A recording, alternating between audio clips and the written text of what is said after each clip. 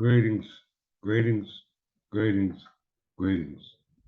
Is I your king, King Clifford Jefferson, descendant of Godfrey, the fifth count of Anjou, son of Folk, ruler of Jerusalem, who are descendants of the kingdom of Wessex, going all the way back to Alfred the Great, ancestral, and even back further to time immemorial, which is the time which we know nothing about. This is part 2 of Crown Gold, and I'm going to show you the history that the Crown Gold that belongs to the English heirs, not only the gold of Great Britain, but the gold of France. Those who view part 1 of Crown Gold will have a better clarity and understanding of where I'm going with today. I don't come to teach it in the manner that you heard it, as far as those who claim to be scholars and teachers and those learned ones in regards to they're sitting amongst those who taught them. I was directly taught by my ancient forefathers through the illustrious history of our history that was going back to what we call time immemorial, through usage and custom. I bear the surname Jefferson for a reason, because we know the word Jefferson descended from those who are Jeffrey, or what we call Godfrey. My grandfather's name was Leos Jefferson. His father was named William Jefferson. He was truly a Native American, for the lack of a better term, but truly he was an Englishman. And we know that the history of Englishman or Native American is indigenous to these particular lands.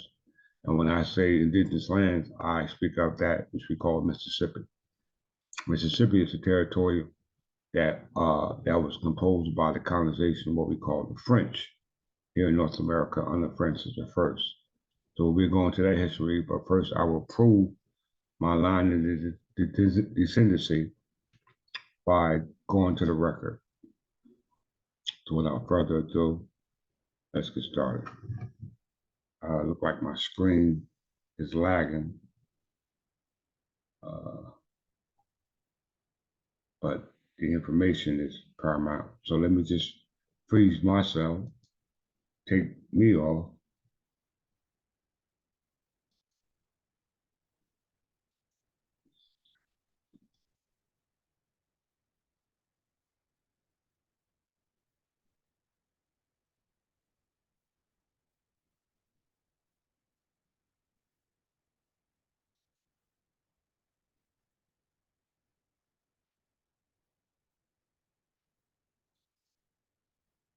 Okay, let's get started.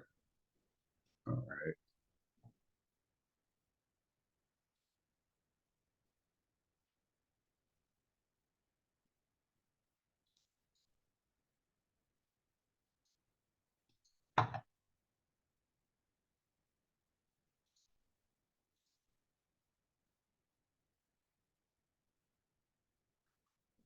All right, let's see.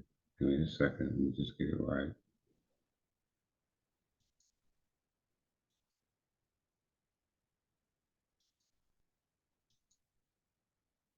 Okay. As you can see, those who are in the screen, once you watch this video, here you can see my ancestral. Just make sure you see the screen. Here you should be able to. All right, here you see Leos Jefferson. Birthday 19th of January 1913, Marion County, Mississippi.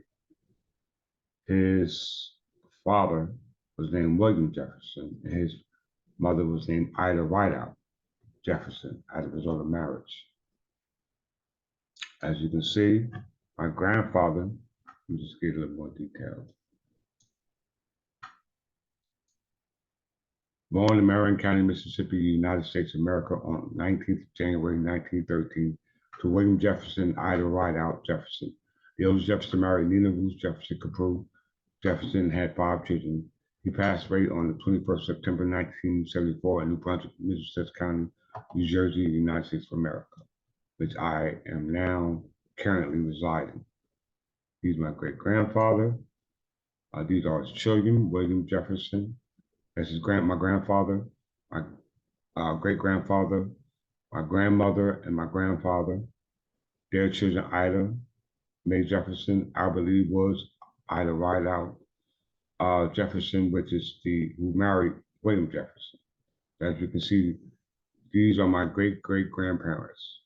This is my great-grandparents. My grandparents, Andrew Jefferson and Leo Jefferson. This goes back to case in point. All right. They were born from Mississippi. They migrated here in North America as a result of what we call the second migration. All right. We had the first migration, second migration. These are this is a picture of my grandfather and my grandmother. So if they're still here.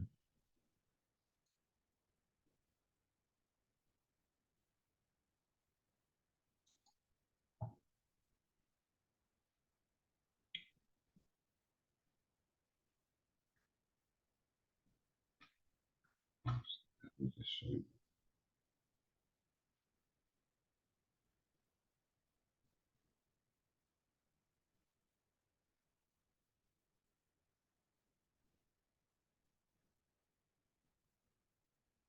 Come on, Coco.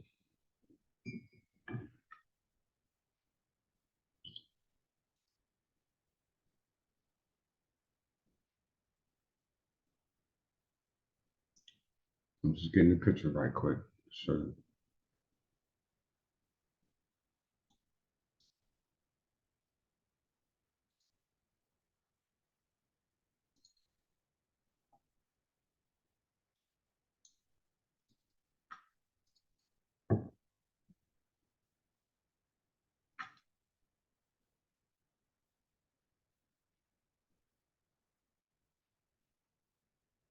One second. Here it comes now.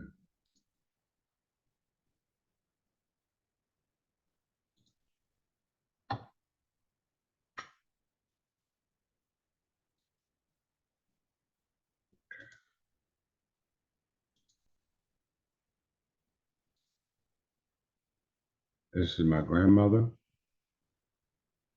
Nina Bruce Jefferson, and this is my grandfather, Leo Jefferson. As you can see, he looks like a Native American. What they call Indians, he was a Native American. Indigenous is what we call the land of Mississippi, which was at that time, excuse me, under the jurisdiction of the French. We know that the territory controlled by the French was succeeded to Great Britain by the Treaty of Paris of 1763. As you can see, my grandfather, Leo Jefferson, my grandmother, Nina Bruce Jefferson, as confirmed here in Ancestry.com. Leo Jefferson was the child of William Jefferson and Ida Rideout Jefferson. They bear the surname Jefferson. The surname Jefferson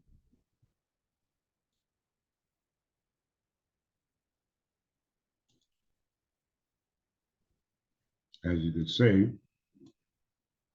is from England, Wales, and Ireland. You know that the territory is controlled by England, Ireland, and Scotland, now known as Great Britain, didn't just compose of the territory, what we call the continent of Europe, but it also composed territories here as a result of what we assumed to be colonization, but we know that there were indigenous people already here that was descendants and ancestors of those who were called Englishmen and Englishwomen. So it says that surname Jefferson comes from the Norman personal name Godfrey and Godfrey. These names appear in Middle English as Godfrey and Old French as Geoffroy or Geoffroy. Galfridis and Galfridis are early forms of the name. These indicate a German first element derived from either Gala, which means to sing, or Galwi, which means region territory. Surname Jefferson also features the patronymic suffix son, which supersedes all other such suffixes in popularity. By the 14th century, it was most common in North Britain. This suffix was sometimes abbreviated to just S, as you can see. The name is commonly or first found as Jefferson, Staffordshire. Staffordshire is a country in is a what we call a county in England called Staffordshire, because shire is the term for county, all right, where the name originated. Other beings, persons who had this name, denotes such as the colonist known as Thomas Jefferson. Thomas Jefferson was the third United States president from 1743 to 1826. He was one of the founding fathers. He was actually part of what we call the Articles of Confederation, which was a result of what we call perpetual union, which until they created what they call the United States government under the 1787 Constitution. All right, 1789 Constitution, but under the Convention of 1787. All right, so as you can see, there's a discrepancy between Thomas Jefferson, our founding father, what we call the United States, and the actual origin of the name Jefferson, which is actually a title of nobility, which is a birthright. We know that under Article 1, Article 1 United States Constitution, Section 10, no title of nobility ought to be granted. But Jefferson is the title of nobility, but it belongs to an heir. And Thomas Jefferson has to prove, in fact, that he's not an heir in the descendant of what we call Jefferson, which is descended from Godfrey. And the founder of Godfrey was Godfrey the fifth Count of Anjou, ruler of England and France, as a result of what we call the anarchy or what we call the white share. This resulted in the marriage between Henry I and Matilda of Scotland's daughter, Empress Matilda, marrying Godfrey, which resulted in Normandy coming under the control of the Plantagenet crown, which we discuss in a minute. All right. So first, let's discuss Louisiana. Because all the territories encompass the Mississippi, my ancestors from the Mississippi Delta. We know that a lot of people known as Black people migrated to the Delta as a result of what we call work. It was a territory subject to the antediluvian period, which was dealing with plantations at a particular time under the French control of what we call their House of Bourbon, which was a French dynasty of the Kingdom of France, all right, founded by Francis I and ended with Louis XVI, all right, Louis XVI. Pay close attention to what's about to be explained to you, all right?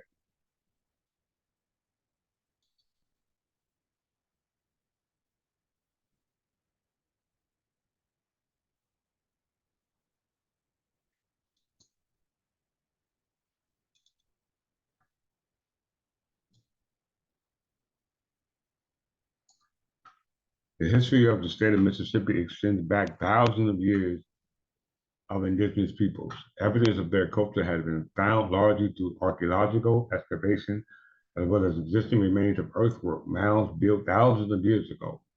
Native American traditions were kept through oral histories, with Europeans recording their account of historic people they encountered. Since the late 20th century, there have been increased studies of the Native American tribes and reliance on their oral histories to document their culture. Their accounts have been correlated with the evidence of natural events.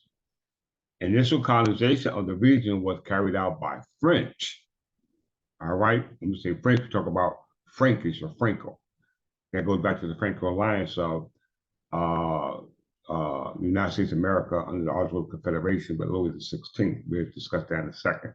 But so the initial colonization of the region was carried out by French, through French, which French would cede their control over portions of the region to Spain and Britain, particularly along the Gulf Coast. All right, we know Spain and Britain were actually kingdoms here in North America that ruled territory here in North America as well. We know that Britain's territory, in an extent, comes by way of what we call the uniting of Great Britain with England, Ireland, and Scotland in 1707. We know that prior to that, the western part of what we call North America was controlled by the French, by what we call the Kingdom of France, established by Francis I and ended with Louis XVI. All right, and then we have the Spanish Empire.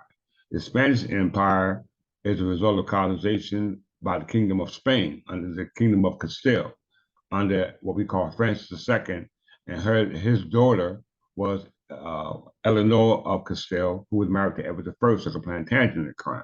We discussed that in previous lessons, but for the sake of the time, I'm going to move on. All right. So the earliest colonization, what we call the western part of what we call North America, was carried out what we call the French. That goes into what we call the French colonization here in North America. Let's see.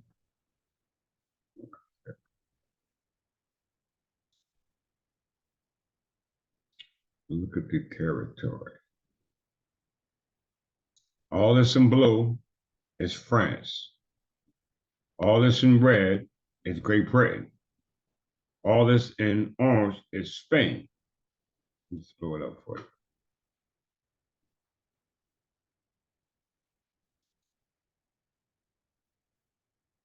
All right. All this territory, Canada, Upper Canada, Lower Canada, Louisiana, all down to the Delta is controlled by what we call France. All right. This was seceded to Great Britain in 1763 through the Treaty of Paris. All the territories here in what we call North America, the eastern seaboard, Atlantic seacoast, are the original 13 colonies, which made up the Articles of Confederation of Perpetual Union that was created July 12, 1776. All right, 9 days from their Declaration of Independence, July 2nd, 1776. All right, the 13 colonies. The 13 colonies were known as Confederacy. All right, we didn't get a federalism till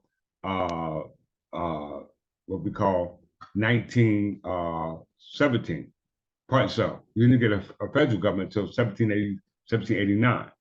All right, the 1787 Constitution under the federal government wasn't called the federal government. It was called the United States of America under the Articles of Confederation, Article 1, which we'll see in a second. All right, so all the territories in blue was controlled by France. All the territories controlled by Great Britain is in what we call a reddish color, and we see Spain in orange. Spain and French had existed here in North America way before what we call Great Britain. And Great Britain only composed of a uniting of the parliaments of England, Ireland, and Scotland in 1707. And this resulted from the settlement, religious, what we call the Settlement Act of 1702, under what we call the House of Tudors by Elizabeth I. All right, she was the daughter of Henry VIII, founder of the House of Tudors, which was nothing more than since what we call the Capitan Bellios kingdoms, which were resulted from the Kingdom of France, going back to Francis I and Louis XVI, which were proven the second. All right.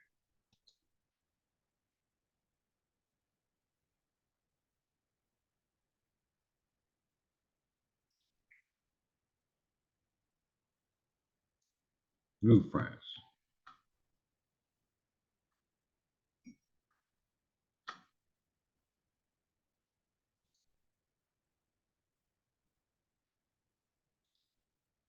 Pay attention, everyone.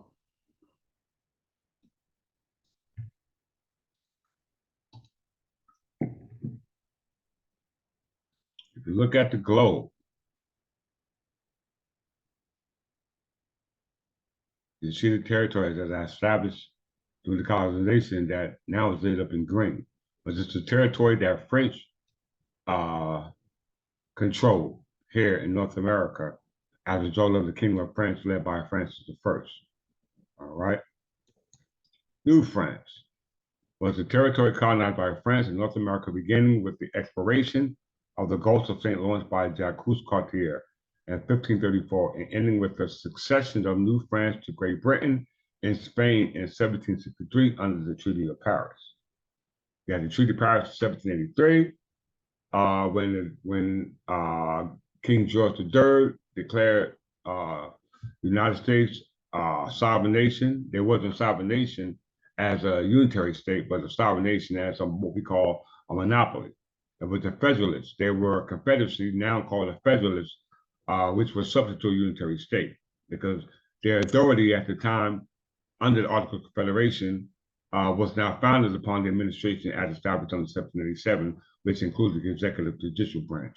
Under the Articles of Confederation, the only authority at that particular time was that of the legislation, and the legislation was that of Parliament through parliamentary law, because the Articles of Confederation was not an administrative government; it was an idea government, an ideology at that particular time.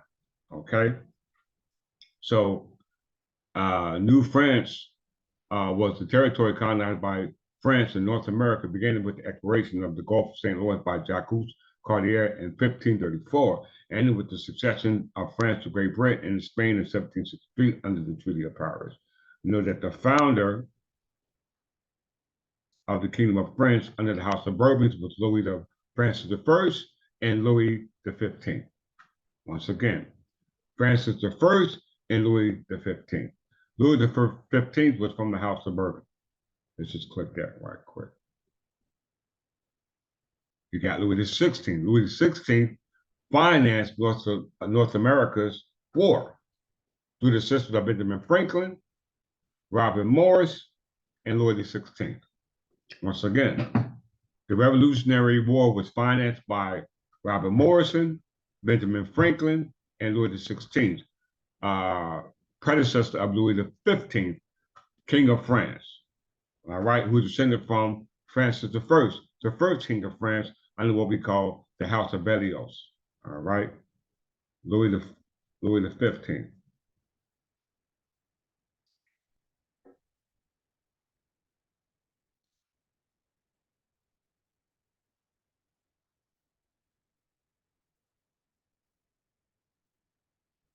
King of France. He's from the House of Bourbon. Everybody can see that. House of Bourbon. Let's click back. Francis I.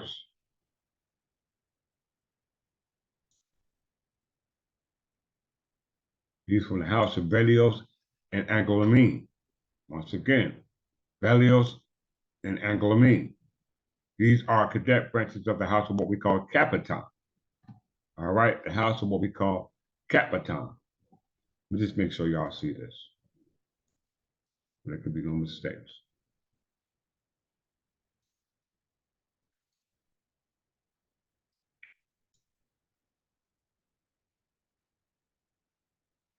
This is Francis I was King of France from 1515 until his death in 1547. He was the son of Charles, Count of Angoulême, and Louis of Savoy, or Savoy. He succeeded his first cousin once removed and father-in-law Louis XII, who died without a legitimate son. All right, let's go a little bit further.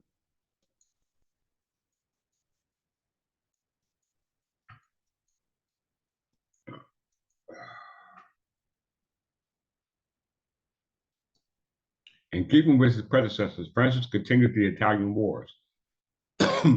The succession of his great rival Emperor Charles V to the Habsburg Netherlands and the throne of Spain, followed his election as the Holy Roman Emperor, led to France being geographically encircled by the Habsburg monarchy. In his struggle against imperial hegemony, Francis sought the support of Henry VIII of England at the field of the Cloth of Gold. When this was unsuccessful, he formed a Franco-Ottoman alliance with the Muslim Sultan Solomon the Magnificent, a controversial move for the Christian king at the time. So as we see, Francis I, the founder of the Bourbon dynasty, as one of the kings of the Kingdom of France, was in competition with Henry VIII on the field of the Cloth of Gold. This was like pretty much a match-off or a demonstration between who was the best king. If you look at Henry VIII of England, he was a descendant of the House of Tudors, which is a cadet branch of the House of Lancaster, which was created of the House of Lancaster. And that cadet branch descended down what we call Catherine of Berlioz, which was under the Capitan Berlioz cadet, which was part of what we call the Capitan dynasty under the cadet branch, what we call Berlioz, which we discussed now. All right, so we know Francis I and was the founder of the Kingdom of France, who ruled the Louisiana territory now called New France, all the way up till what we call Louis XV. All right, let's go back there. New France.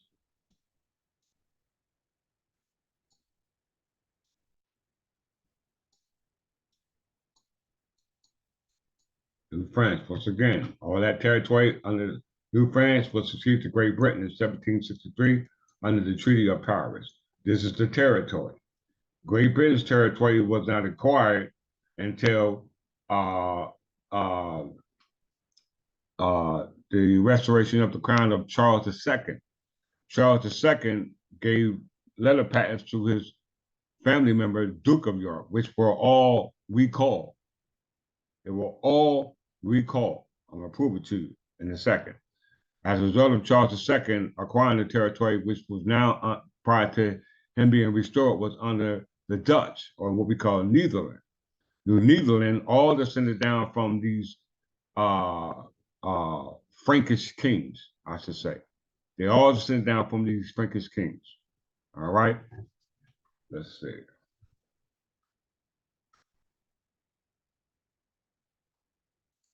Treaty of Paris.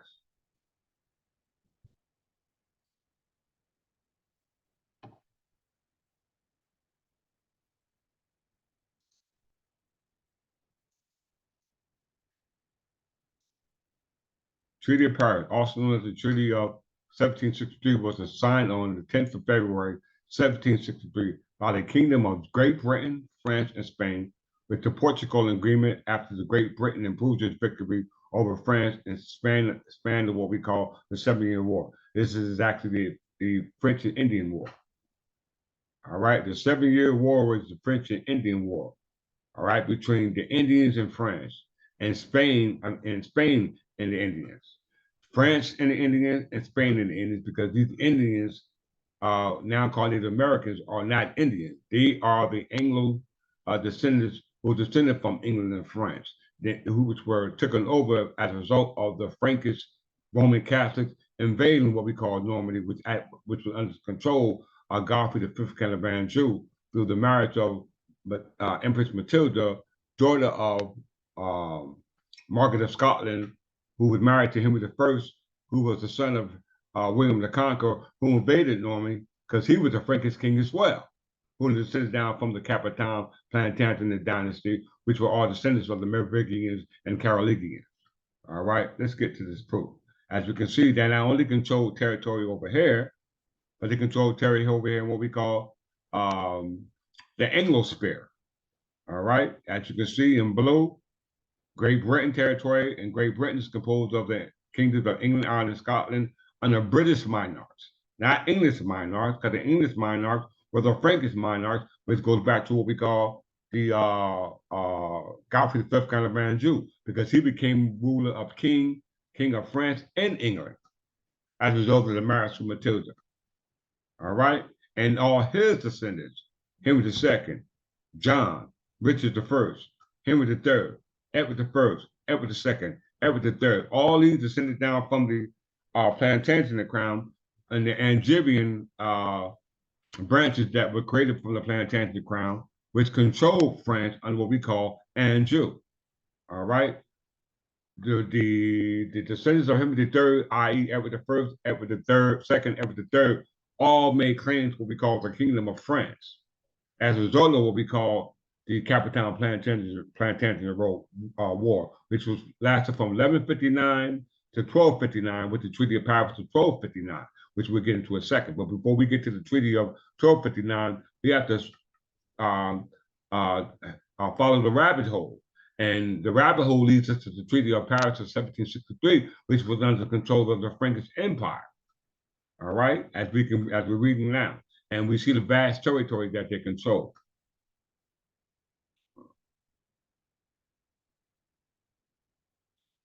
Let's go to this article real quick.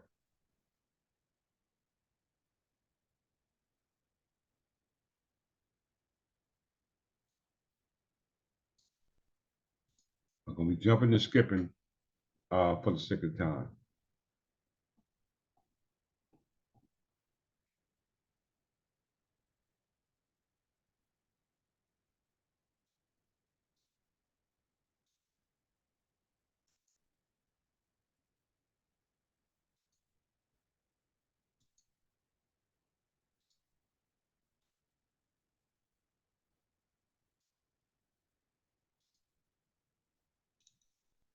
Yeah, I better pay close attention to what I'm talking about.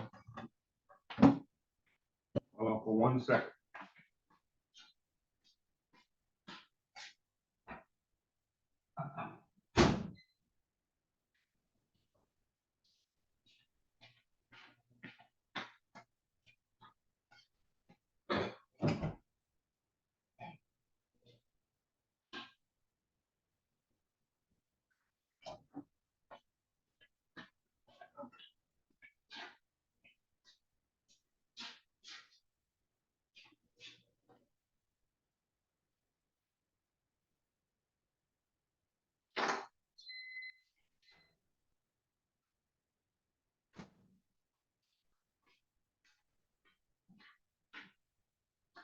Okay, here I come.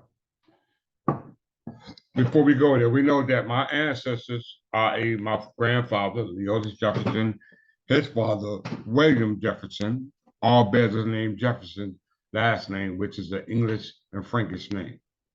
All right. And their history of that name is a name that goes back, resulted from heroetry. It's a title of nobility going back to those who bear the name before them. All right. And attached with that name came in what we call an estate, an estate that has been declared interstate as a result of our ancestors not creating a will. They didn't need to create a will because the estate was transferred by way of what we call statute of disposition. Statute of disposition is how estates are transferred when creator of an estate don't make a will. All right, this is how the transfer of estate was kept within the family. This is under what we call fee and tail. You got fee and tail and fee and simple. The United States created fee and simple as a result of the treaties created in regards to the transferring or conveyance or succession or deceding or the annexation of land. This is how they made their wealth off the use of the land, which remained intact under allodial rules, laws, or principles that goes back to time immemorial under the custom uses of the common law, which was created for the common people, i.e. the English people, the English heirs, the English successors. All right. Let's go to, which are my grandfather, my grandmother, and all those other heirs and successors who lived in those territories and they know nothing about. All right. So as we can see, Mississippi was founded on the Mississippi Company. The Mississippi Company was a result of a monopoly, and a monopoly is given by what we call a letter pad. Before you had the Bank of America, the Bank of America, the first Bank of the United States of America, the second Bank of the United States of America, the Federal Reserve Bank, the Department of Treasury, all those were succeeded by what we call the Mississippi Company. And the Mississippi Company was a monopoly granted by the Frankish kings because the British monarchs were not ruling at that particular time. All right. And the first financer of the Mississippi monopoly, which was funded by the Bank of France, was John Law. Just like the Bank of America was funded by Roger Morris. All right. Roger Morris was the founder of the Bank of America. He recommended to George Washington to elect Alexander Hamilton to be the Secretary for the Department of Treasury. All right. Roger Morris was not only the founder of Bank of America, he was also the superintendent of finance for the Continental Congress. All right. Under the Articles of Confederation. We need to realize what it is that we're dealing with. Most of us have no clue whatsoever. So let's get into it.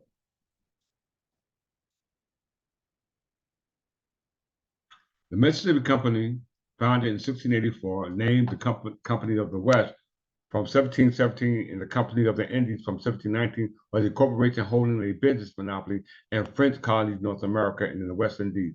All this comes under what they call antitrust law, trade law, or what we call anti-monopoly laws. These laws deal with the law of competition, trade of what? Commodities. What are the commodities? Commodities are the natural resources that belong to the people. All right. We moved from that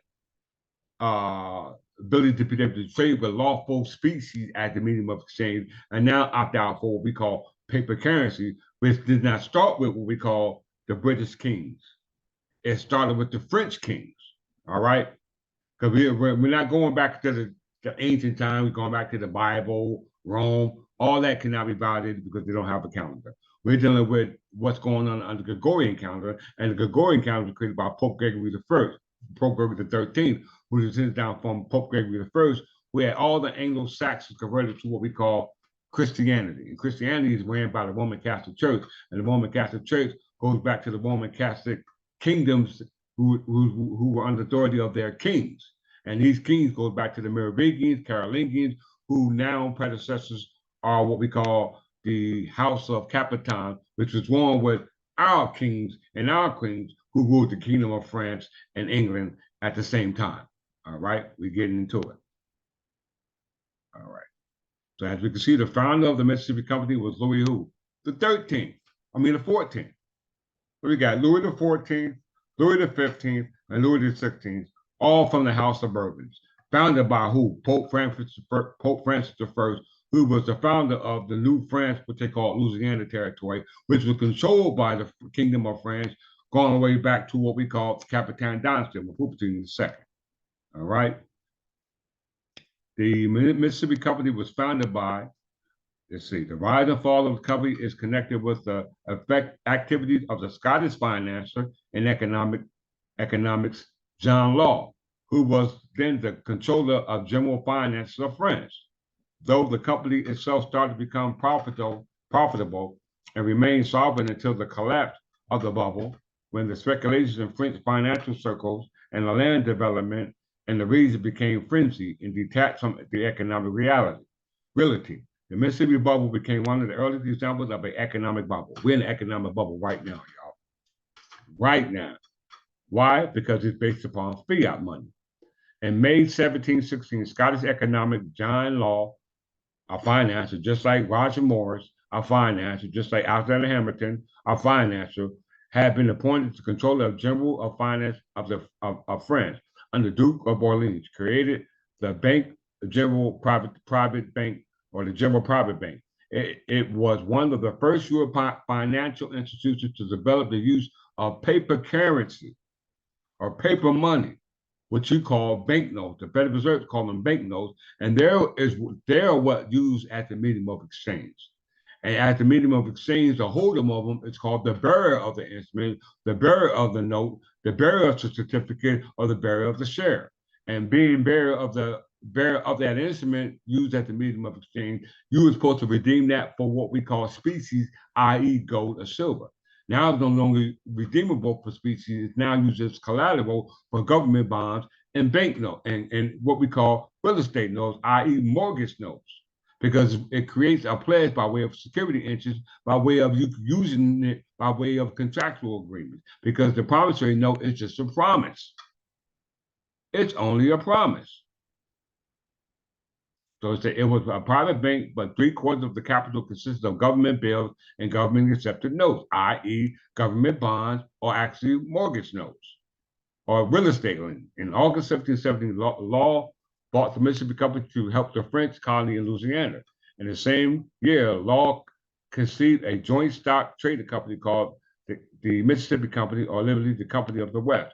Law was named the chief director of the new company, which was granted a trade monopoly of West Indies to North America by the French government. The company was involved in the Atlantic slave trade, importing African slaves to Louisiana.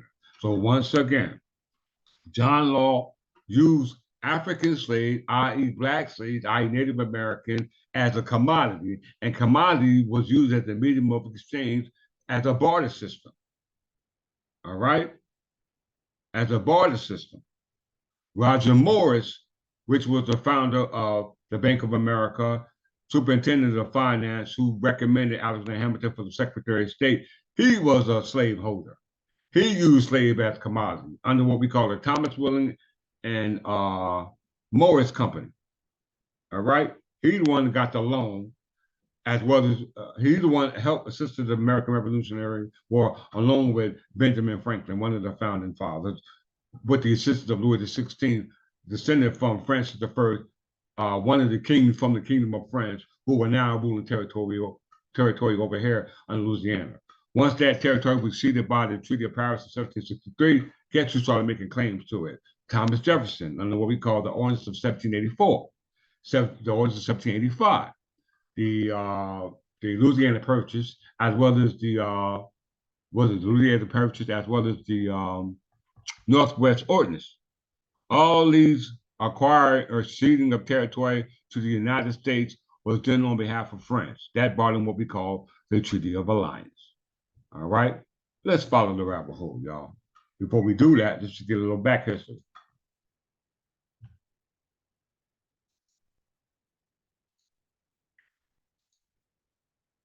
Listen very closely. This is from Rap Collection.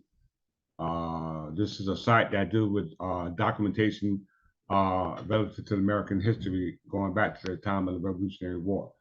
It says Robert Morrison as Superintendent of Finance and Benjamin Franklin as Commissioner in charge struggled to keep America's finances afloat. I hope everybody heard that. Let's read a little bit about this history.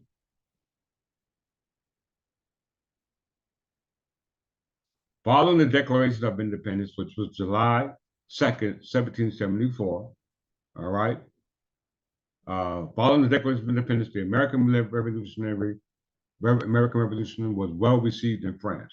The French monarchy and Louis XVI were sympathetic to the colonists' flight and provided clandestine aid in the form of supplies and loans. Why did Louis XVI help out the colonists? Because he was war with England, going all the way back to the Capital Plantagenet War.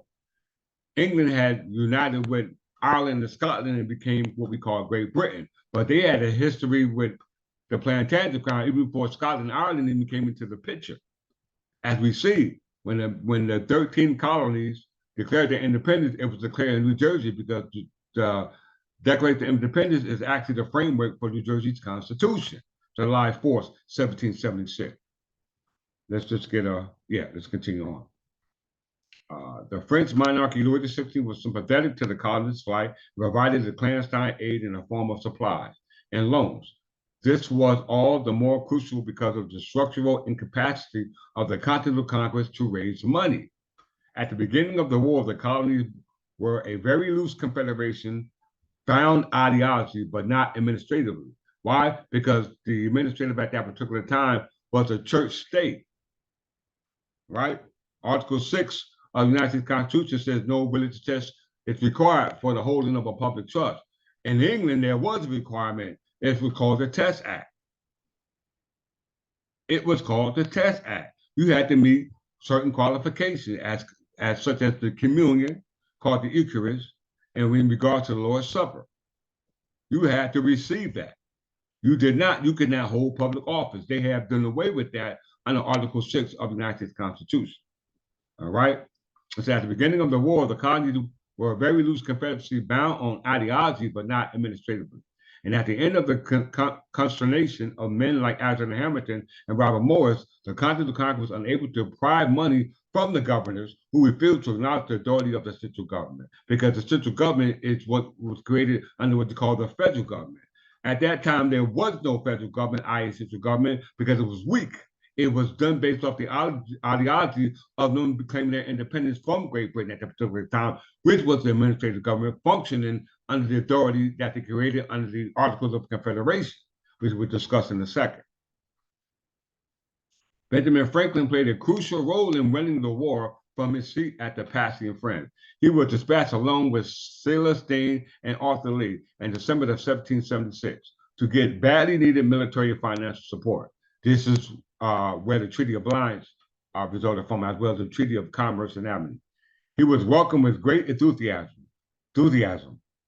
And numerous Frenchmen embarked for America to volunteer for the war efforts, motivated by the prosperity of the glory in the battle or animated by the sincere idea of liberty and republicanism. They didn't have a liberty or republicanism yet. It was just an idea.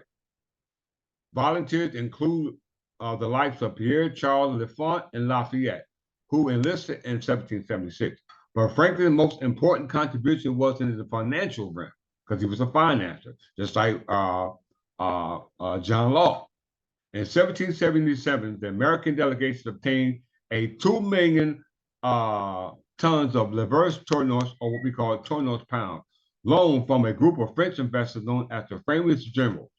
Other loans followed. On March 12, 1777, letters from the Paris to Congress, the American commissioners advised Congress to draw on us for sums equal to the interest of what they have borrowed. At interest comes due. The implication is that Louis XVI had agreed to pay the interest on the American war debt. This was substantial amount of money. This was a substantial amount of money. Congress had issued loan officer certificates to pay the functioning of the government and for the maintenance of the war. This IOU paid various rates of interest annually. Now this interest will be paid by France. All right. This letter from France spawned the creation of what we call the Continental Loan Office Bill of Exchange. The United States will repay domestic debts with bills of exchange to be drawn on American loan and France's. This is why when it says full faith and credit, the only thing that can be backed by full faith and credit is United States bonds, bills, or what they call bonds, bills, or notes. Once again, the only thing that can be backed by full faith and credit or can be redeemable is United States certificates, bonds, and notes. Why? Because they're supposed to be redeemable, not the Federal Reserve notes that were created by the Federal Reserve, which gave them the authority to coin and mint paper currency and coins, which are circulating today. All right, so as we can see, France, Benjamin Franklin, and Robert Morris helped finance the Revolutionary War and finance as a result of the war between Great Britain. France was already upset with Great Britain as a result of the territory ceded to Great Britain in the Treaty of Paris of 1763.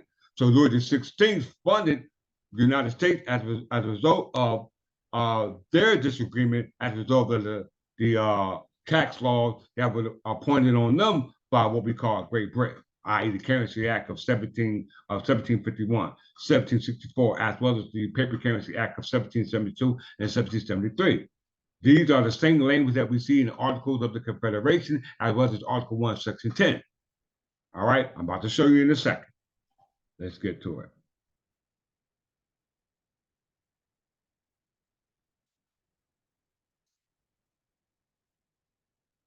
Article 6.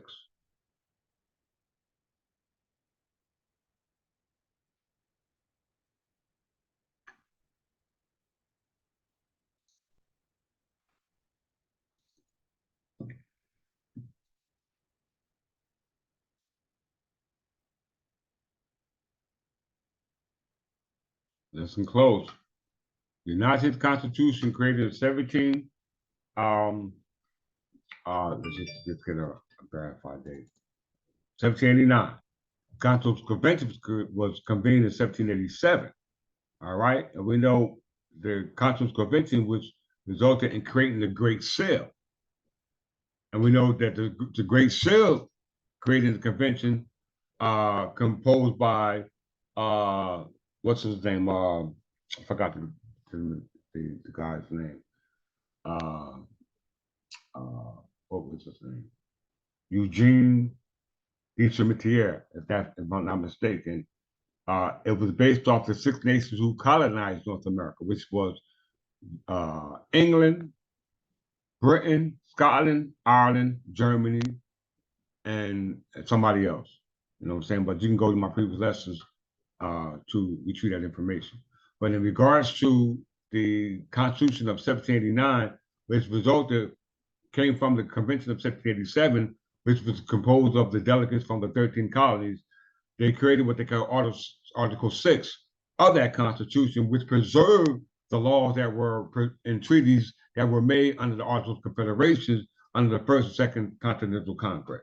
All right, it was like a room that they quarantined off and put a big, or they put a door or a cloth or whatever. I would like to say a door, and locked everything, the history within that room or pertaining to that room behind that door, because they created a new type of government called a federal government, not a confederacy, because the confederacy was subject to what we call a unitary state, i.e. the sovereign state, which was under the crown.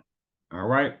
So Article 6 of the United States Constitution establishes the laws and treaties of the United States made in accordance with it as the supreme law of the land, forbidding a religious test as a requirement for holding a governmental position, and holds that the United States under the Constitution responsible for the debts incurred by the United States under Articles of a Confederation.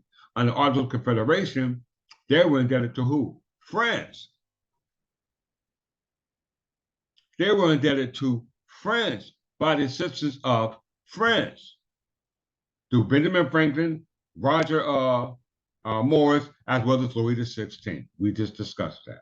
All right.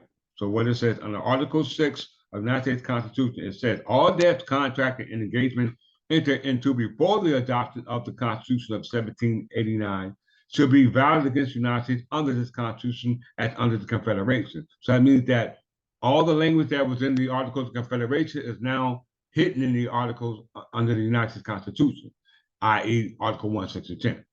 This Constitution and the laws of the United States, which should be made in pursuance thereof, and all treaties made or which should be made under the authority of the United States, should be the supreme law of the land. And the judges of every state should be bound thereby. Anything in the Constitution of the law of any state to the contrary is notwithstanding.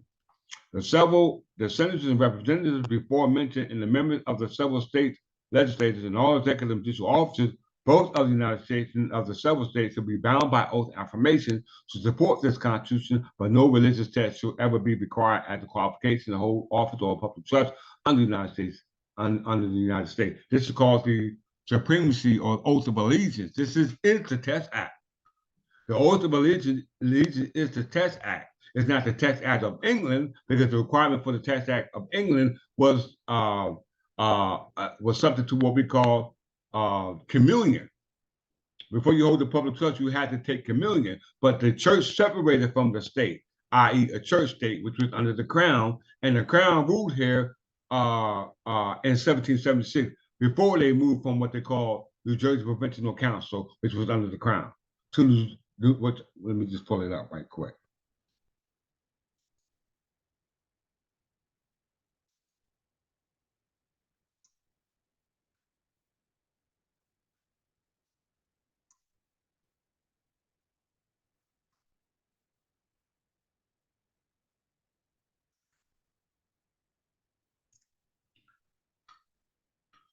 Excuse my spelling.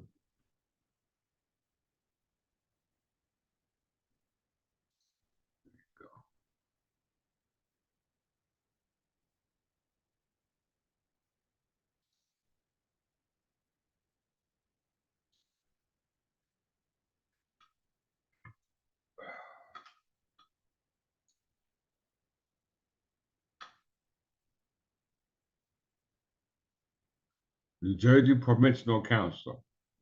The New Jersey Provincial Council was the upper house of New Jersey legislature under the colonial rule until it was replaced by New Jersey legislature under the New Jersey Constitution of 1776. Everybody follow. The history.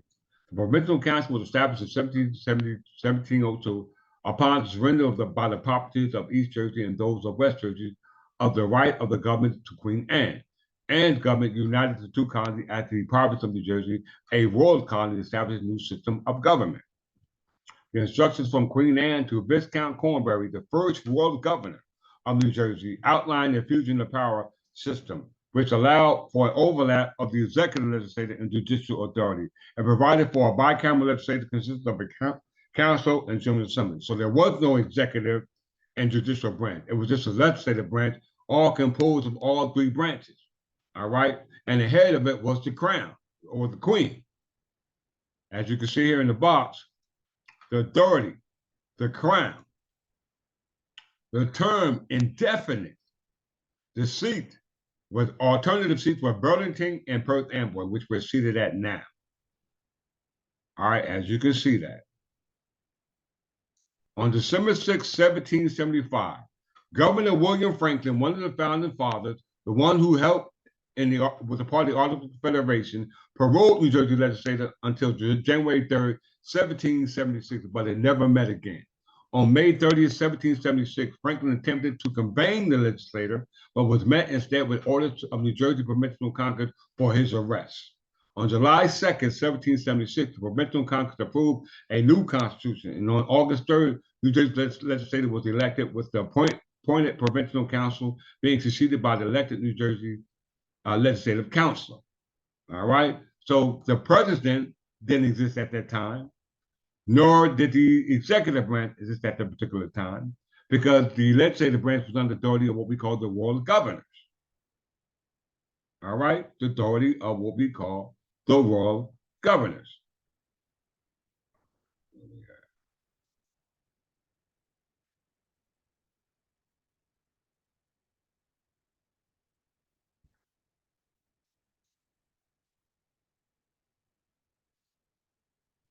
Article 6. All right.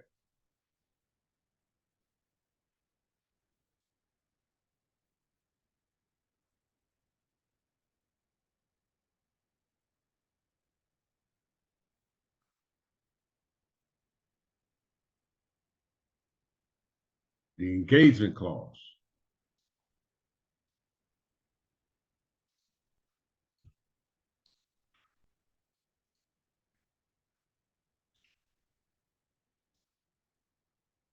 Hold on, let me go back there. The first clause of the article provides that debts contracted prior to the adoption of the Constitution remain valid as they were under the Articles of Confederation. Let's get a little more clarity on that.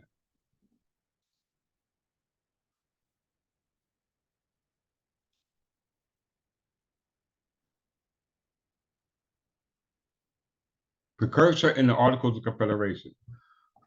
The 12th Article of Confederation was also an engagement clause committing the Confederation to honor promises made by the Continental Congress before the Congress of the Confederation convened.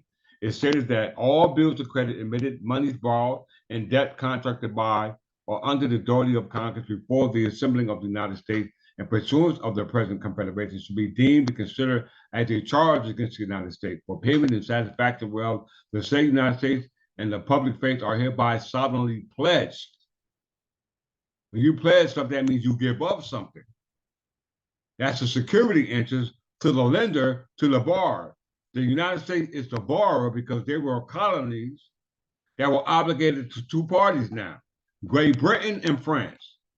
Great Britain came to the Treaty of Paris in 1783, which was one Treaty of Paris, as well as the Treaty of Paris in 1763, when all the property belonging to France was succeeded to what we call Great Britain.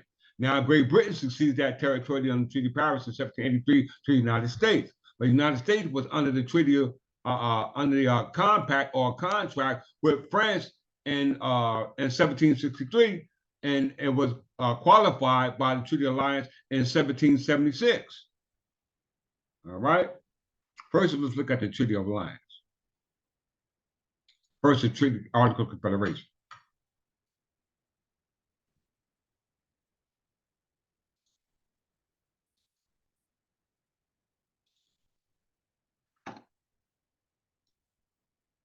From Yale Law School.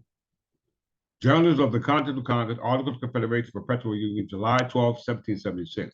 They declared their independence from July 2nd, 1776, recognized July 4th, 1776. Before we go there, let me show you that that independence was not recognized by the King of England. How we know that?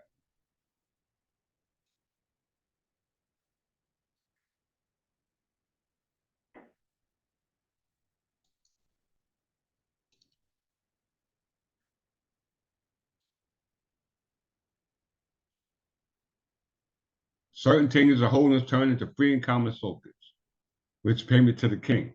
The tenures and honors, manors, lands, tenements, and hereditaments, or of the state of inheritance at the common law, held either of the King of England, i.e., he, the King of England, not her, the King of England, he, or any other person or body politic or corporate. This is what we call the corporation soul, which is called the crown.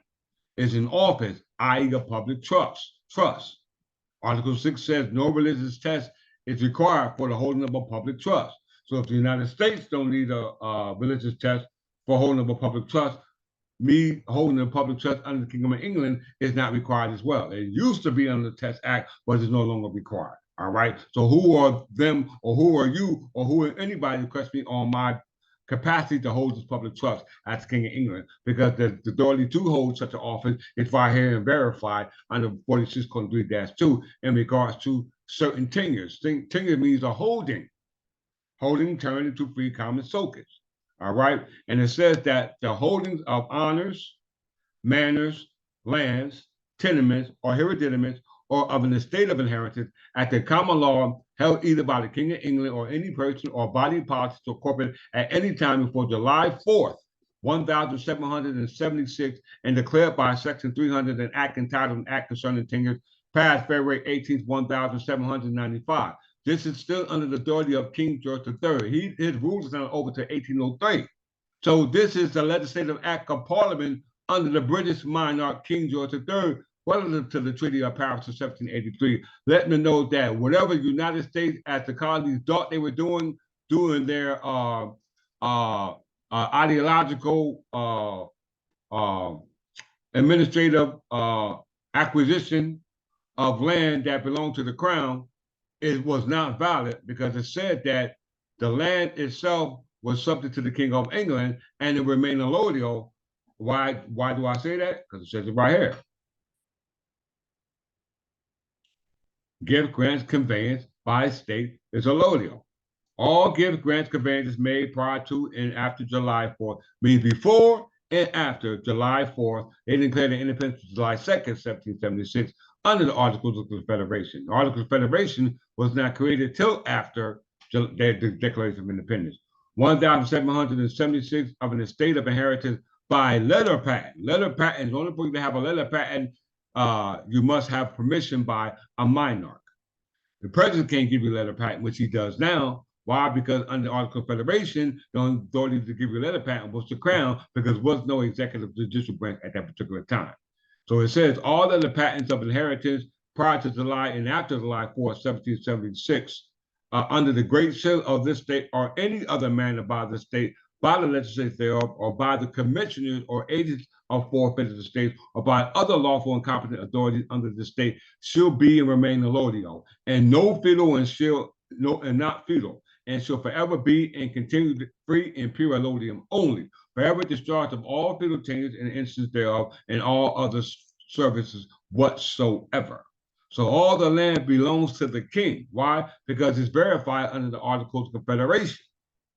We're going to see it in Article 18, which is qualified in Article 6 of the United States Constitution, created in 1789, which was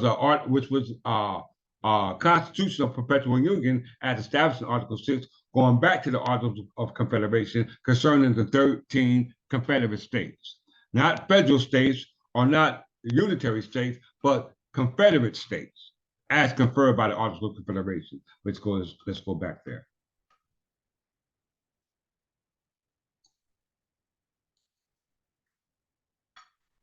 As you can see, Articles of Confederation, Perpetual Union between the colonies.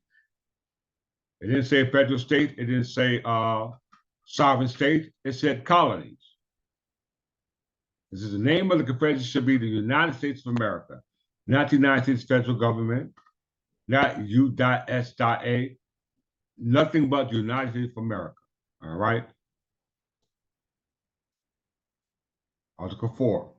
No colony or colonies without the consent of the United States assemble, i.e. the continental conqueror, shall send an embassy to or receive an embassy from or enter into any treaty, convention, or conference with the King of Kingdom of Great Britain. Why? Because you had a compact with France. Or any foreign prince or state, nor shall any colony or colonies, nor any servant or servant of the United States or of any other colony or colony, except any present endowments, office, or title of any kind whatsoever from the King or Kingdom of Great Britain or any foreign prince or state, nor shall the United States symbol or any colony grant any title of nobility. Why? Because the Kingdom of Great Britain, i.e. England, Ireland, Scotland, were not the kings of England. They were not the kings of England. They were just sitting on the English throne in the English Empire, controlling all the commodities, i.e. the assets, i.e. the natural resources, which all come from the land, i.e. the real estate, which is i.e. land tenure, which is allodial, as we read under the legislative statute 4623-2, before and before and after July 4, 1776, which is declared their independence under the Articles of Confederation. All right, let's go to Article 8. Each colony may assess or lay such imposts or duties as they think proper, or importations or exportations, provided such imposts or duties do not interfere with any stipulations and treaties hereafter entered into by the United States assembled with the King or Kingdom of Great Britain or any foreign prince or state. We know that Great Britain under King George III was not a true king of Great Britain because he was from the House of Hanover. All right, he was a German king. All right, the king of Great Britain can only be a king of France and England under the unification of England and France going back to the Plantagenet on Godfrey V, Count of Anjou, which is why you see the banner flag of England is the three lions. They didn't unite with France until Edward I, which is where you get the three fleur-de-lises from, which was borrowed under the Capitan Berlioz and the House of Bourbons under their what we call acquisition of sovereignty. What we call an acquisition of sovereignty by way of what we call prescription, acting as the sovereign and the true sovereign not attesting it. All right, it's called prescription of sovereignty of land by what we call prescription of easement or easement by prescription. All right, let's go to Article 18. Very important. The United States assembled shall have the sole exclusive rights and power of determining on peace and war, except in the cases mentioned in the 13th article of establishing rules for deciding in all cases what captives on land or water should be legal and what manner of prizes taken by land or naval forces in the service of the United States should be divided or apportioned or appropriated by granting letters or marquis in reprisal in times of peace, appointing courts for the trial of all crimes, frauds, and piracies committed on the high seas or any other navigational rivers, not within the body of a county or a parish, establishing courts for receiving and determining finally appeals in all cases of captures, sending and receiving ambassadors under any character, entering into treaties and alliances, settling all disputes and differences now subsisting or that hereafter may arise between two or more colonies concerning boundary, jurisdiction, or any other cause whatsoever. Cause whatever, including coining money and regulating the value thereof, regulating trade and managing all affairs with the Indians, limited the bounds of those colonies, which by charter or proclamation or under any pretense were said to extend to the South Sea, and ascertaining those bounds of any other colony that appears to be indeterminate, meaning undetermined, assigning territories for new colonies, either in lands to he. Did you hear that? Either in lands to he, thus separated from the colonies and herefore purchased or obtained by the crown of Great Britain from the Indians, or hereafter to be purchased or obtained from them, disposing of all such land for the general benefit of all the United Colonies, ascertaining boundaries to such new colonies within which forms of government are to be established on the principles of liberty. All right, so as you can see in Article 18 is the language of the Articles of Confederation through the First and Second Continental Congress, established by the Founding Fathers in lieu of the debt that they owed, and the treaties that they made in lieu of the debt that they owed. And that debt was paid to France. Must be paid to France, I should say. All right? It had to be paid to France because Britain had no right to create treaties prior to those treaties that were made prior to their existence. All right? Let's get there.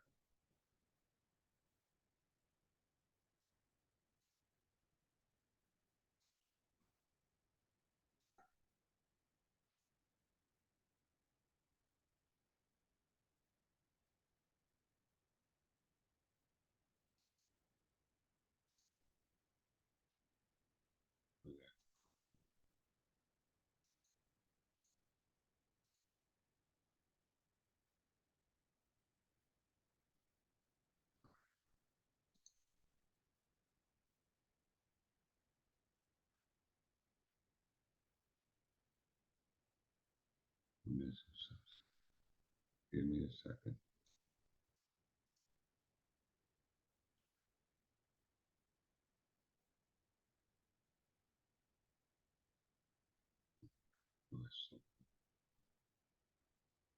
Oh, yeah, that's right. Treaty Alliance.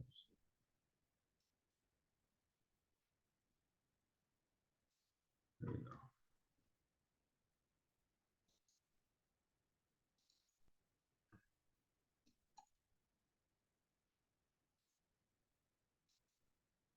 Bear with me for 1 second.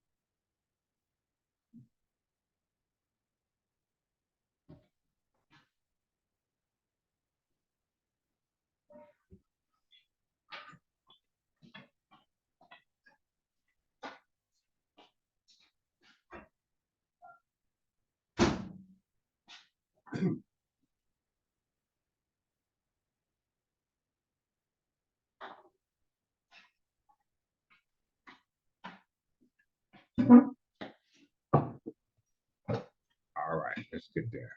Treaty of Alliance. Treaty of Alliance, also known as the Franco-American Treaty, was the defensive alliance between the Kingdom of France and the United States, formed amid the American Revolutionary War with Great Britain. It was signed by the delegates of King Louis XVI and the Second Continental Congress in Paris on February 6, 1778, along with the Treaty of Amity and Commerce and a secret clause provided for the entry of the European allies. Together, these instruments are sometimes known as the Franco-American Alliance. You hear that? Treaty of Amity and Commerce, as well as the Treaty of Alliance with the Frankish Empire. All right. After territory was ceded in the Treaty of Paris in 1763,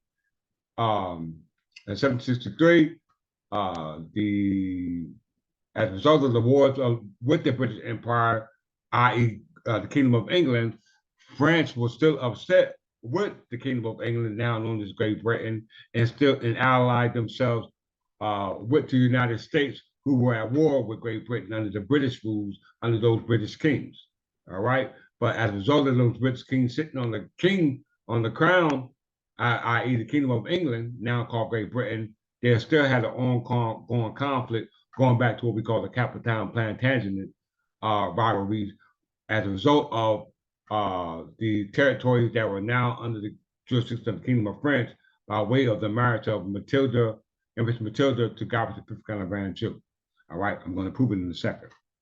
All right, so the Treaty of Amity and Commerce and Treaty of Alliance was signed January 6, 1778.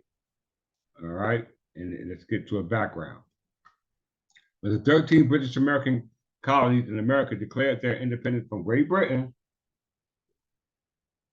in 1776. Now, this showed you the DEJURE statute that whatever they declared was not actually true, because the legislation says different. It says the land is still a lodio under the crown, King of England, body politics, or person, right? I.e., that he that mentioned in Article 18 of the Articles of Confederation. All that land belongs to he who represents the crown.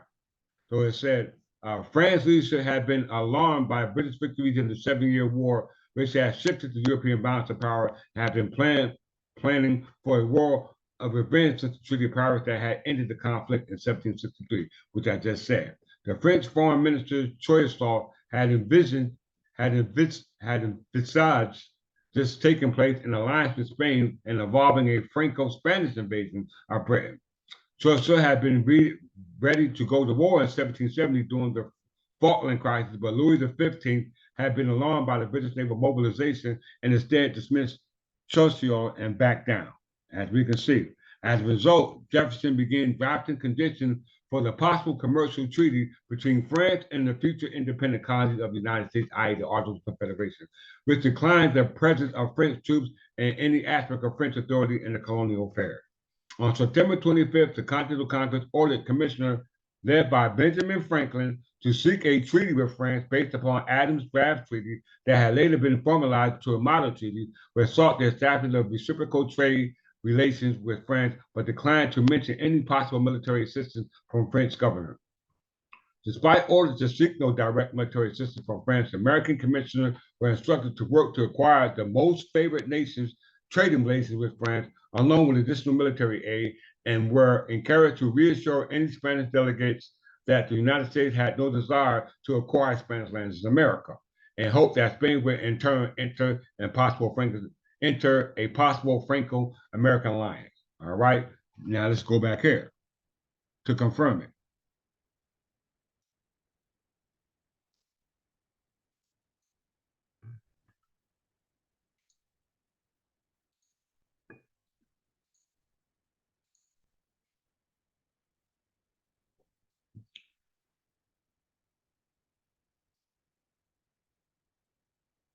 I said Benjamin Franklin played a crucial role in winning the war from his seat in Passy, France. He was dispatched along with Silas Deane and Arthur Lee in December of 1776 to get badly needed military financial support.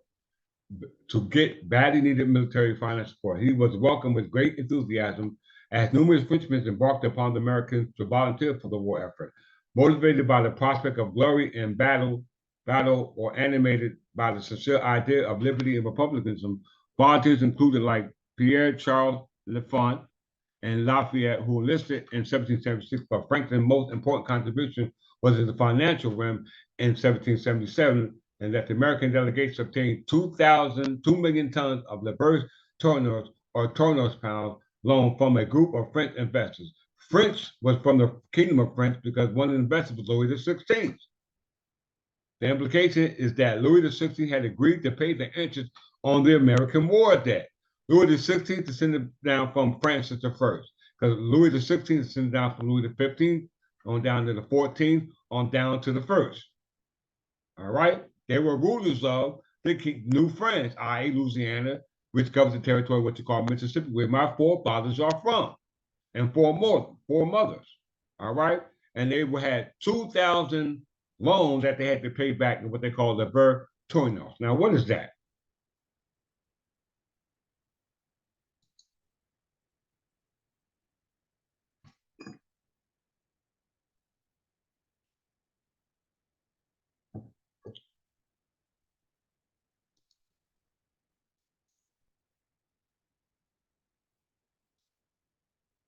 The Livre Tournois, or Tourist pound, was one of the numerous currencies used in medieval France and a unit of account, i.e. a monetary unit used in accounting, used in early modern France. Listen very close. In 1262, monetary reform established the Livre Tournois as 20 Soas Tournois, or 80.88 grams of fine silver. The French H. Cheval was a gold coin of 1 Livre Tournois, minted in large numbers from 1316. In 1549, Livre Tournois was decreed a unit of account, and in 1667, it officially replaced the Livre Parisis. In 1720, the Livre Tournois was redefined as 0.31 grams of pure gold, and in 1726, its evaluation under Louis XV as 4.505 16 grams of fine silver. It was the basis of revolutionary French franc of 1795. Circulation, very important. In France, Livre was worth 240 deniers, the tourist penny, which is the lowest coin created by the Federal Reserve, the penny. All right, that penny was an evolution of the English penny. The latter was initially minted by the Abbey of Saint Martin in Touraine region of France. Soon after, Philip of France seized the county of Anjou and Touraine in 1203 and standardized the use of the Livre Tournois. The Livre Tournois began to supersede the Livre Paris pound, which had been up to that point the official currency of the Capetine dynasty. Did you hear that? Philip of France was from the Capetan dynasty. They took over the counties of Anjou, which was ruled by the Plantagenet crown. So the wars, what we call the Wars of the Capitan Plantagenet, under what we call the Treaty of Paris of 1259. So we had the Treaty of Paris of 1783, where Great Britain ceded our territory to the United States, and then they created their own ordinance of 1884, 1885, 1787, as well as the Northwest Ordinance and the Louisiana Purchase. But all those territories that were seceded to the United States were unlawfully conveyed as a result of the territory that belonged to France, which were being ruled by de facto kings under the Frankish kings that were occupying the territories of my ancient ancestors with the surname Jefferson, which surname comes from the Plantagenet account ruled by the kings of France, of Anjou. Let's follow this paper trail, y'all. Let's follow this paper trail. Let's go back to the Kingdom of France. Or New France.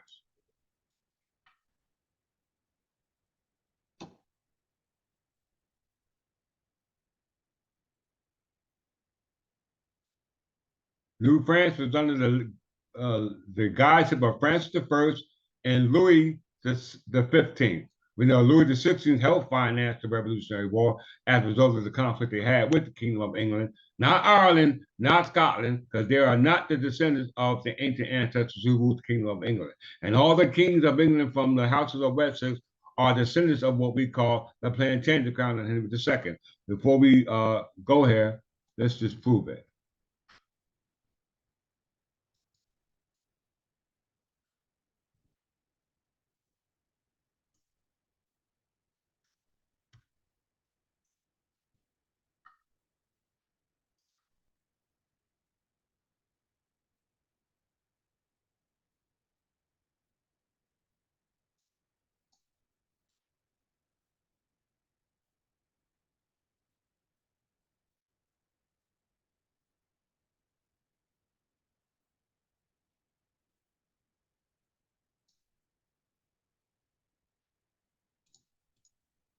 House of Wessex. We say House of Wessex, not the king, but the House of Wessex. Very important.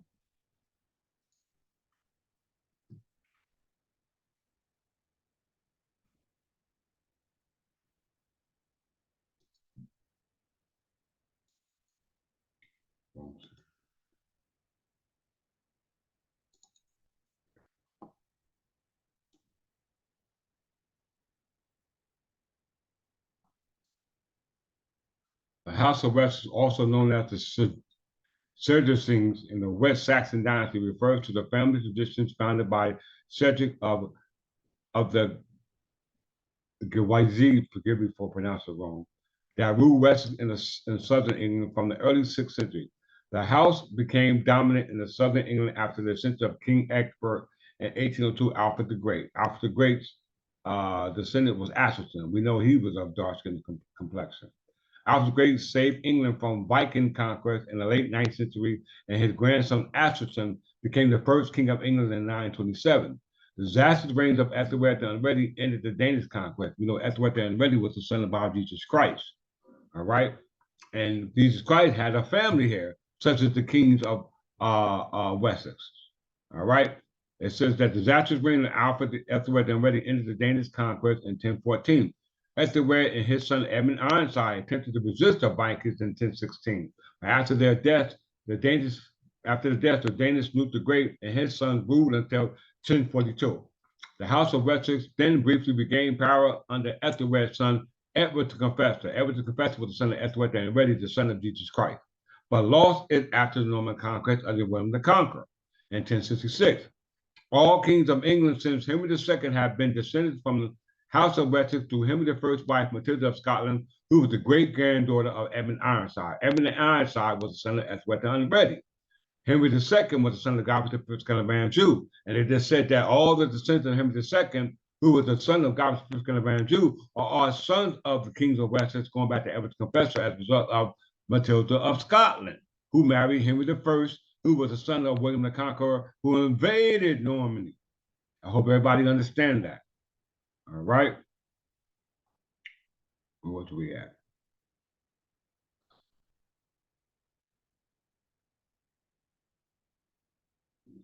recently. Yeah.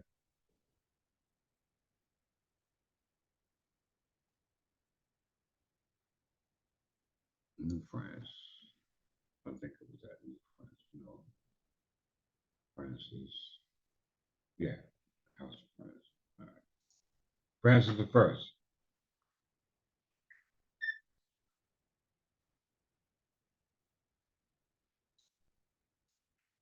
Francis the First is from the house of,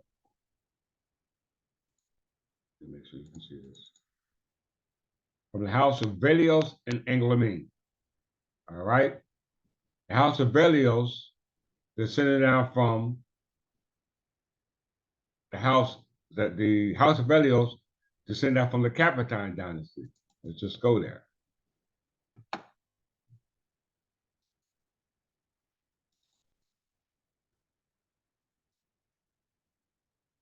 As you can see, House of Velios, you see the Flora de Lisis.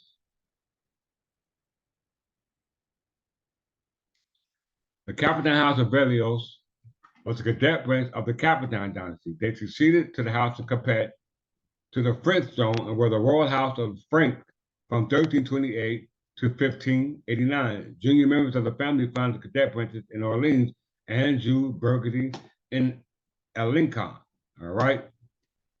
It just said the Valios descended from Charles, Count of Valios, the second surviving son of King Philip III of France, reigned 1270 and 1285. Their title to the throne were based on the president in 1316, later retroactively attributed to the Merovingian Salic law, which included female Joan II of Navarre, as well as the male descendants through the distaff-sided Edward III of England, from succession to the French throne, as we just said, as well as the male descendants through the distaff-sided of Edward III of England. Edward III descended down from Edward II and Edward I.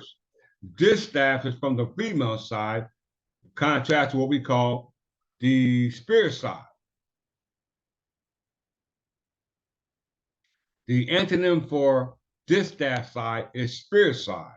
Spear side is what they call patrilineal descent, the male or patrilineal branch of the family. Let me just show y'all that. All right, as you can see it, spear-sided versus, as they said, the what was that term? Distaff side. When you distaff somebody, means to take them from their tenure or from their position. All right, let's go back here. So as we read again, the Valios descended from Charles, Count of Velios, the second surviving son of the King of Philip III of France.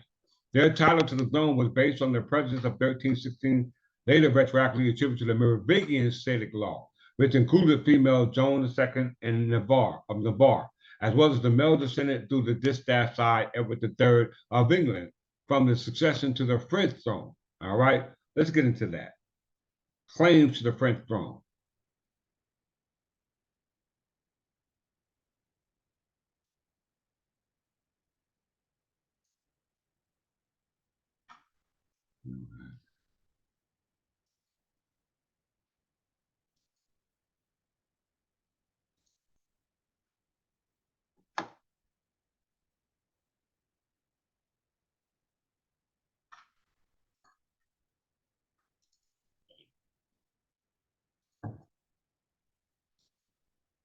English claim to the French throne. From 1340 to the 9th century, excluding two brief intervals in 1360 and in 1420, the kings and queens of England and Ireland, and later of Great Britain, also claimed the throne of France. The claims date back to Edward III, which we were just talking about, who claimed the French throne in 1340 as a sororal nephew of the last direct Capitan Charles IV. All right, we know Francis I, who were ruling Louisiana, called New France, descended down from the Capitan through the house of what we call Velios, which is called the Capitan Velios cadet branch.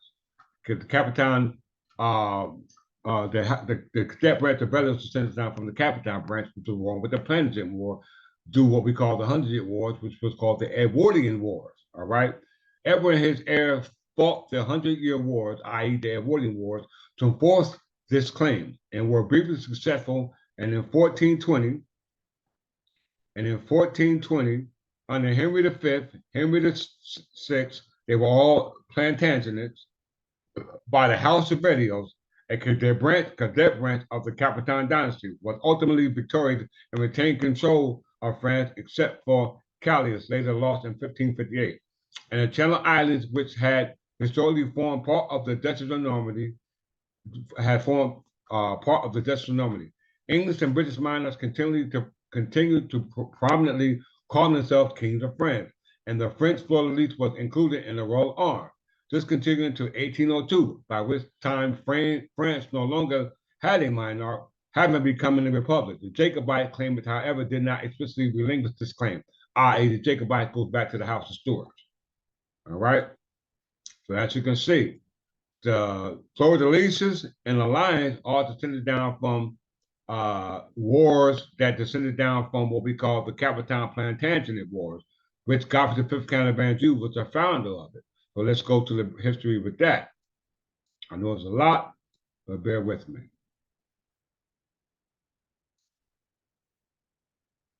First of all, let's just go here. House of Tudors, where Henry VIII descended down from.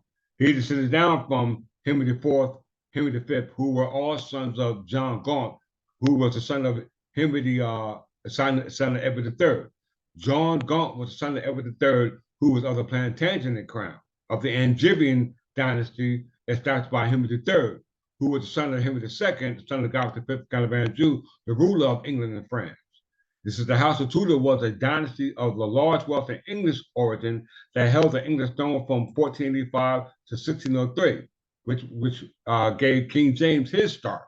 All right, they descended from the Tudors of Peniment and Captain of Velios. Captain of Velios descended down from the cadet branch of the Velios, which Francis I descended down from as well, from the Capitan dynasty, who were worn with the Plantagenet crown.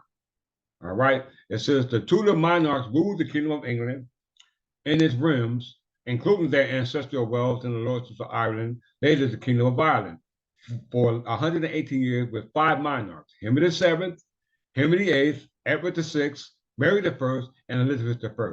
The Tudors succeeded the House of Plantagenet as rulers of the Kingdom of England and were succeeded by the House of Stuarts, i.e. the Jacobeans. The first Tudor monarch, Henry VIII of England, descended through his mother from a legitimized branch of the English royal house of Lancaster, a cadet branch of the Plantagenets. This was called the War of the Roses, everyone. The War of the Roses. The War of the Roses was preceded by the War of the Lancasters. The War of the Lancasters was preceded by the War of the Carolingians. I mean, the War of the what we call I think it was called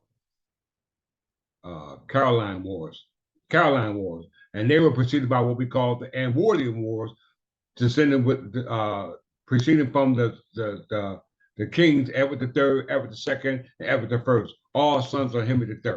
All right, so we're seeing that the House of Stuarts, who were claimed to be kings of England, which were the first colonizers here in Virginia under what we call the British monarch system, all got their start from the House of Tudors. The House of Tudors, led by Henry VIII, was warm with the Frankish King Francis I, who was from the House of Bourbon as the King of France, which were all descended down from the Capitan dynasty. How we know that is just get a look at Henry VIII.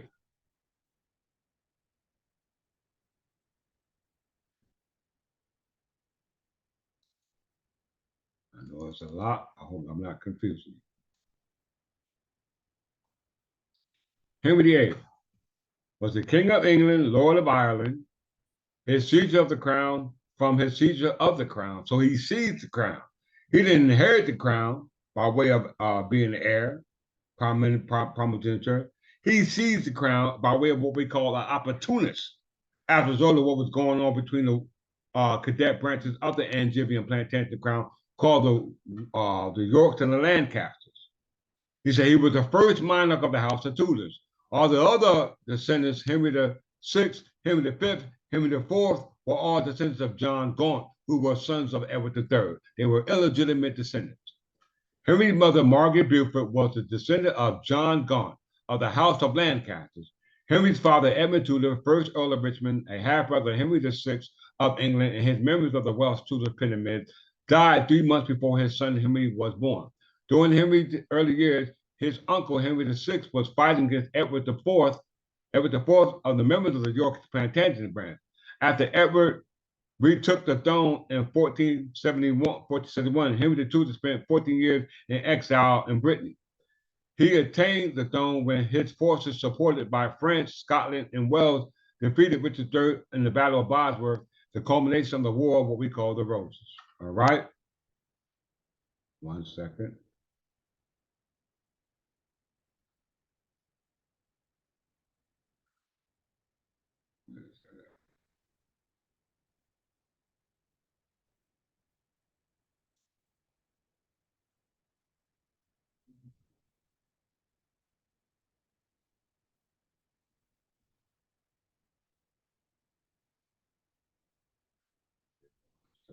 Find it.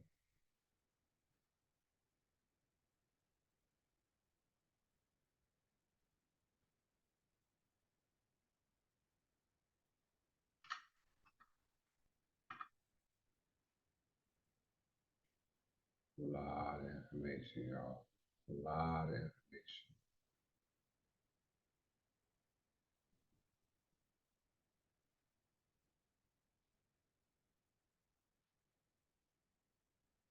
Why am I finding it? Forget it. Let's just move forward. All right, so we see Henry VIII was the founder of the House of Tudors. He descended down from Henry VI, which descended down from Henry V, fourth, who were all children of John Gaunt, the illegitimate child of Edward III. All right. We also know that the House of Tudors descended from the cadet branch of the Plantagenet called the House of Lancaster. All right. And we also know that the House of Tudors descended from what we call Catherine of Berlioz and what we call the Pittman Tudor. All right. Let's go back to it, the House of Tudors.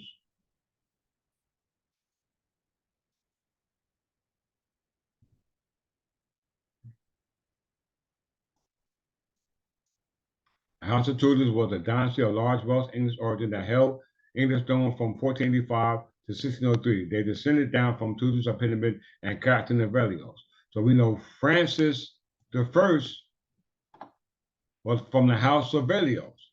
And House of Berlioz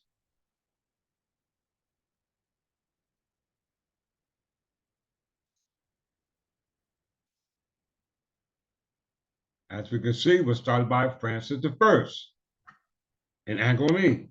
Francis I was the first king of France here in what we call New France here in North America, governed the territories under what we call the Kingdom of France. All right, we already seen what the territory composed of before the Treaty of Paris. But before you had the Treaty of Paris of 1763 or the Treaty of Paris from 1783, you had the Treaty of Paris of 1259. So let's revisit that. Treaty of Paris of 1259.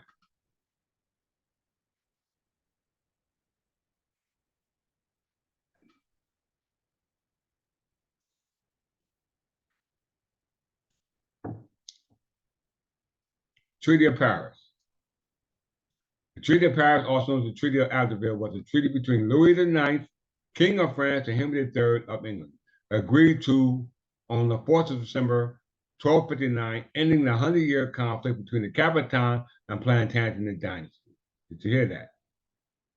Between the Capetan and Plantagenet dynasty. So we know the Capetan dynasty cadet branches were the House of Berlioz, and Francis I, all the way up to Louis XVI, who helped finance the Revolutionary War for the 13 colonies now called the United States of America against the British kings, which were established in 1707 by the United Kingdom of England, which should have been under the jurisdiction of the Plantagenet in the crown by Godfrey Fifth Count of Anjou by the marriage of Empress Matilda, which now brought in the unification of France and England, as we can see to the claim of the French throne, which under their coats of arms was the 3 lions and the 3 fleurs de lis.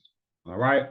So the Treaty of Paris ended a long conflict called the 100-Year Conflict before we even get into the 100-Year War or the Second 100-Year War or the what we call the Edwardian Wars or the Carolingian Wars or the Lancastrian Wars or the War of the Roses. You had the 100-Year Conflict called the Capitana Plantagenet rivalry. History.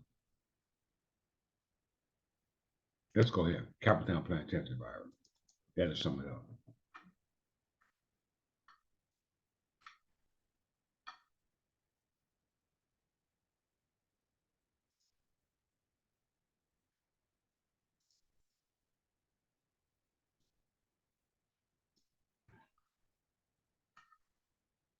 Capitana Plantagenet rivalry was a series of conflicts and disputes that covered a period of 100 years, 1159 to 1259, during which the House of Capet, rulers of the Kingdom of France, fought the House of Plantagenet, also known as the House of Anjou, rulers of the Kingdom of England.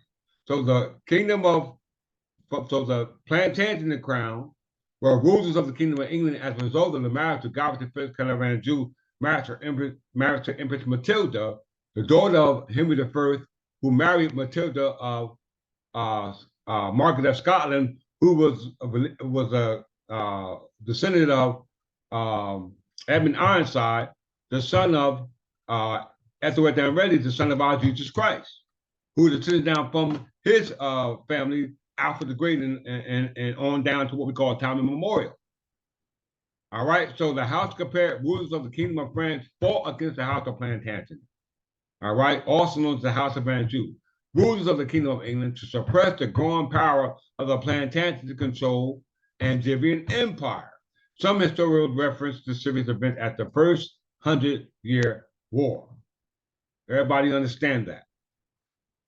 All right, what is the House of Plantagenet?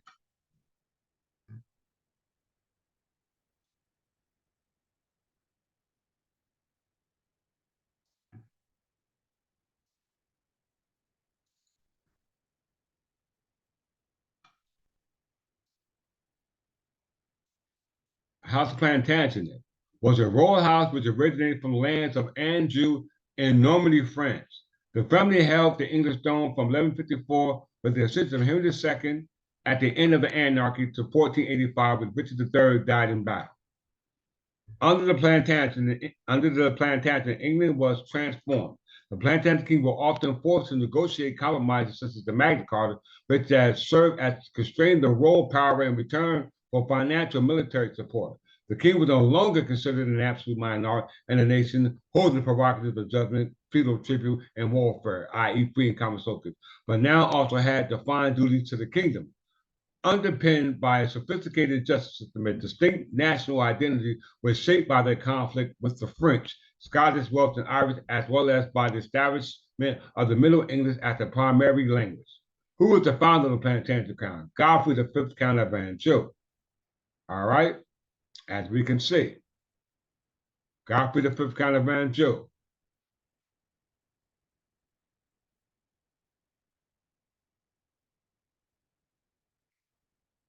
Godfrey V, Count of Anjou.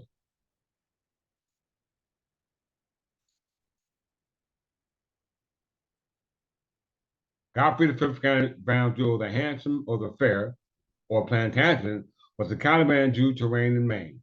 As we went back to the Livre the actual gold that France used, it was under control of Anjou prior to Philip II taking control of Anjou, which was under the territory of the Plantagenet crown, as we can see as a result of the Capitana Plantagenet rivalry. It says, his marriage to Empress Matilda, daughter of King Henry I of England, led to the 300-year-long reign of the Plantagenet dynasty, of which he was the founder in England. The name Plantagenet was taken from Godfrey, Ephesus. Godfrey, ancestral domain of Anjou, gave rise to the name Angevin, and what monasteries named after the Angevin Empire in the 12th century. Excuse me. Godfrey was the eldest son of Fulk V, Count of Anjou. So not only was he a descendant of France, he was a descendant of Fulk, who was also ruler of Jerusalem. Fulk, king of Jerusalem. Everybody see that?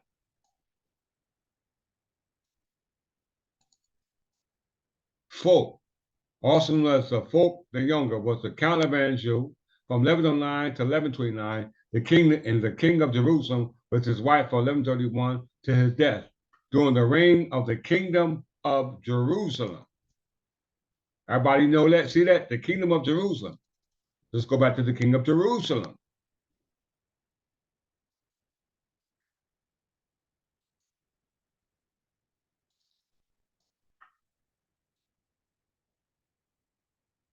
As you can see,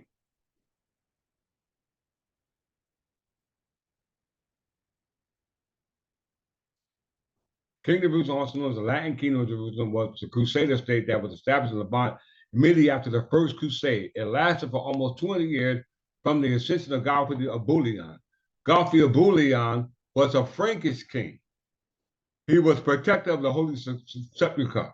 You know, the Holy Sepulchre goes to the history concerning the history of Jesus Christ. All right, y'all need to understand that. So we already taught about this. I already taught about that, but I just showed you how far my family line goes back to Jefferson, because Jefferson, with the prefix of, means to descend or come down from. So I descended down from the kings of Jerusalem, kings of England, kings of France, who are governing territory over here, what we call North America. All right, as we can see, Jefferson, surname comes from Norman personal name Godfrey or Godfrey. All right, you see it right there. You can't make this up. All right, my closing.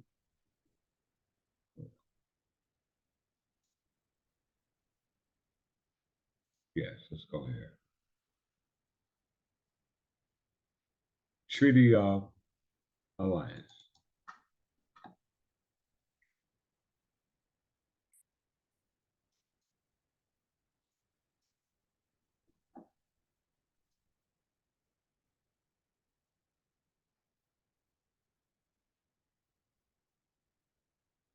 Treaty of Alliance was in effect an insurance policy.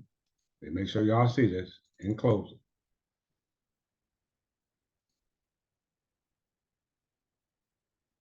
The Treaty of Alliance was in effect an insurance policy, i.e., a security interest for France, which guaranteed support of the United States if Britain broke the peace that it had with the French, either by direct hostility or by hindering her commerce and navigation, i.e., these monopolies, right, which was started in the Mississippi Company called the Mississippi Bubble, which was resulted from the creation of what we call paper currency or paper money, which is the medium of exchange, which is not redeemable for gold and silver, so therefore it became a security engine as a result of it being used as collateral to be redeemed by the United States, which created the paper currency through the creation of the Bank of America by Roger Morris, right? And Alexander Hamilton. And then we're filtered down to what we call the Federal Reserve System by the Federal Reserve Act of 1917, right? Then you had the Emergency Banking Act of 1933, the Gold Act of 1934, and all the gold had to be transferred to the Department of Treasury, which now stores the gold in what we call the Fort Knox and what they call the bullion depository, because the gold cannot be used because the gold belonged to the original lender, which was France, and France was under the authority of England, going back to the plantation and crown. So read what the Treaty of Alliance and Treaty of Commerce said. Treaty of Alliance was an effective insurance policy for France, which guaranteed the support of the United States if Britain broke the peace that it had with France, either by direct hostilities or by hindering her commerce and navigation. This is why you have what we call antitrust law or anti-monopoly law or trade practices. All right, this is called the Rogers-Sherman Act. Rogers-Sherman requested that the gold be restored in what they call the what's the act called? What's that act called? The Species Resumption Act. I think it's called the Species of Something Act of 1875, which the gold was supposed to be returned. The gold standard was supposed to be returned, but the people opt out for it because they thought that fiat paper currency was par with gold.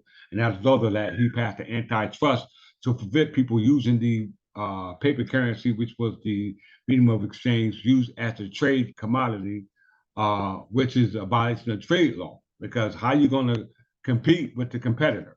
The competitor is the one who's created that which is to be used as competition, which is the tradable assets, i.e. the commodity, gold and silver. So as you can see, the treaty noted that the terms and conditions of the military alliance established requirements for the signing of future peace treaties to end hostility with the British. It didn't say England, it said the British, and provide for other nations, namely Spain, to join in the alliance. Article 1 through 4. The first article of the treaty established a general alliance between the two nations. Article 1 through 3 stipulates that in the case of war broke out between France and Britain during the continuing hostilities of the American Revolutionary War, a military alliance will be formed between France and the United States, which will combine each respective military force in effort for the direct purpose of maintaining the liberty, sovereignty, and independence, absolute and unlimited, of the said United States, as well as its matters of government as of commerce. Article 4 further stipulates that the alliance would continue for any particular enterprise indefinitely into the future. All right, Article 5 and 9.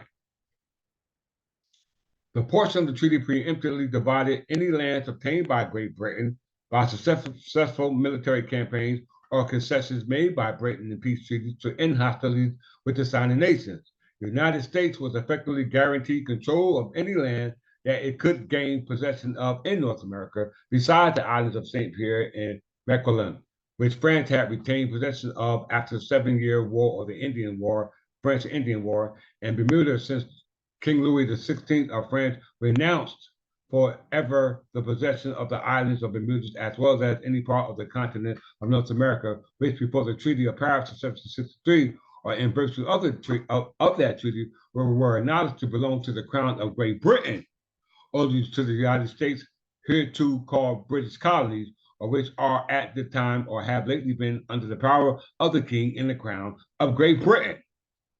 In return, the King was guaranteed any of the islands situated in the Gulf of Mexico or near the Gulf, of which France could gain possession. Additional clauses ensure that neither France nor the United States would seek to make any additional claims of compensation for their services during the conflict, that neither side would cease fighting or signing a peace treaty with Britain without the consent of the other nations, and assurance that the independence of the United States will be recognized by Britain as a violation of the Article of Alliance and the Treaty of Commerce and Amity made with France. You just made a treaty of peace and friendship, a Treaty of Paris of 1783. That's a violation of law. Article 10, open invitation to other nations. Article 10 of the treaty, although largely directed to Spain, invited any other nation who may have received injuries from England to negotiate terms and conditions for joining the alliance. All right? You can see that. Let's go here.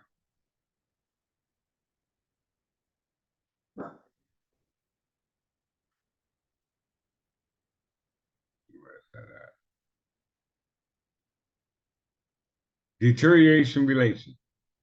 Almost immediately after the signing of the Treaty of Paris of 1783, listen, y'all, Americans began to question whether the lack of an end date for the military alliance had essentially created a perpetual alliance between the United States and France. Those Americans who disliked the proposition of being internally tied to France, most notably the Secretary of Treasury, Alexander Hamilton, and his supporters in the Federalist Party, seized on the French Revolution as a chance to officially nullify the treaty. Despite a consensus of European monarchs who considered the treaty nullified by the execution of King Louis XVI during the French Revolution, President George Washington sided with his Secretary of State, Thomas Jefferson, and declared that the treaty was still in effect, notwithstanding the regime change in France. Regime change in France is a result of what we call illicit financial flow as a result of what they call capital flight. Capital flight is a result of the income, i.e. the money, i.e. the medium of exchange that was used for exchange of trade and commerce for the particular nations. This is why all nations are in the condition they're in now. All right, and in closing, right here. In turn, the signing of the Treaty of London, of 1794, better known as the Jay Treaty, convinced many in France that the Americans were treacherous, having surrendered to British demands and abandoning their French allies, despite the assistance they had provided to the United States in their own fight for independence during the American Revolutionary War. There you see it. Everyone see it. You have violated the very laws in regards to the jurisdiction that the Kingdom of England had over here prior to the invasion of the French monarchs under the Franco and American Alliance, going back to the Capitan Plantagenet Wars, which resulted from multiple treaties of Paris, going back to the Treaty of Paris of 1259, created by my ancestors, Godfrey V, fifth Count of Anjou, the creation or the creator of the Plantagenet crown. And with that, I'll close on this.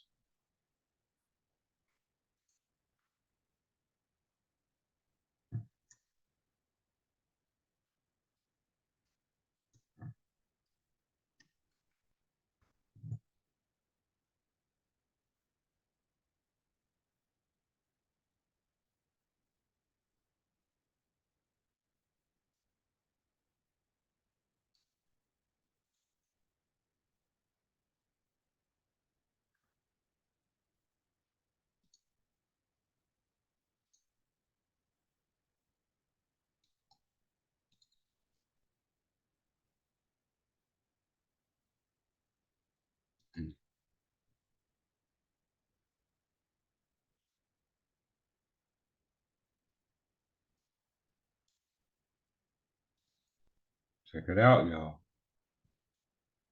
Plant history, family crest, coats of arms. England, France, and Ireland. The ancestors of the Plant family brought their name to England in a wave of migration after the Norman conquest in 1066. The name Plant is for a gardener, as the name was originally derived from Old English word plant, meaning plant or a young tree. You know, the Norman conquest, which was by William the Conqueror, all the territory that he gained fell under the jurisdiction of the Plantagenet crown as a result of the marriage between Empress Matilda, and Godfrey V, Count of Anjou. She was the son of Henry I. We know that Henry I married Matilda of Scotland, who was the mother of Empress Matilda. And that Matilda of Scotland was descended down from Edmund Ironside, the son of Ethelred the Unready, the son of King Edgar the Peaceful, which, according to the House of Wessex, all those kings of Wessex were all related. All right, they were all related. From Henry II to, just prove it again, because you see, it says the surname Plant were first found in London, where they held their family seat, being descendants from folk. The Count of Anjou descendants were exemplified by the Emperor Henry V of Germany. And Henry, who was sent to the English throne and planted the Plantagenet dynasty, he bore 3 royal lines, which continued until the time of Edward III, who added the crest of another line. The eventual heiress of the house was the Princess Elizabeth of York, daughter of Edward IV of the Queen of Henry VII. Many junior lines abounded. Okay, and we know Henry the seventh. Yeah, Henry VII was the founder of the House of Tudors, a cadet branch of the Lancasters, which originated from Angevin, created by John. All right, and in closing, Plantagenet.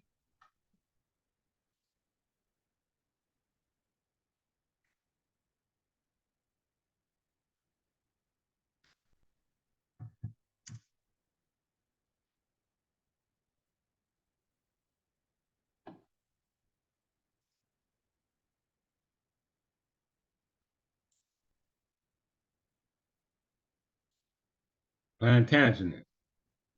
England, France, Ireland, and Scotland. We know that England, Ireland, and Scotland came under the unification of Great Britain in 1707 by the houses, what we call the kings of the British kings. All right, King James I, King Charles II, blase, blase, blase. All right, but in 1707 they unified and became what they call Great Britain. We know Great Britain under ruling kingdom was the Kingdom of England, and England's flag was not the flag you see here with the white flag with the red cross. That's the flag of St. George.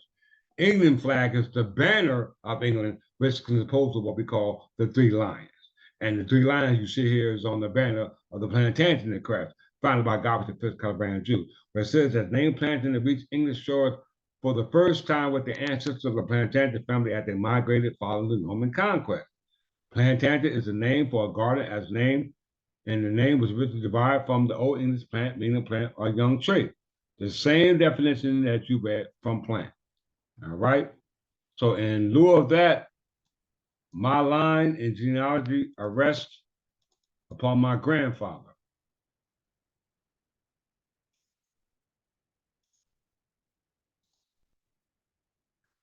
Nina Ruth Jefferson and Leotis Jefferson, who descended down from William Jefferson from Marion, Mississippi, which was under control of what we call France, or the kings of France, who stole our estate.